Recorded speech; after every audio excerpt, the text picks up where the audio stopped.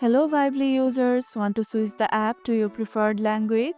No worries, I'll show you how to do it in just few taps. Let's go. First, open the Vibely app and tap on your profile icon at the top right corner. Next, go to language settings. Now, select your preferred language from the list and confirm the change. That's it. Your Vibely app will now display in your chosen language.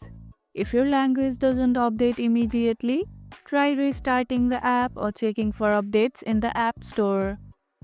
What language do you prefer using in apps? Let me know in the comments below.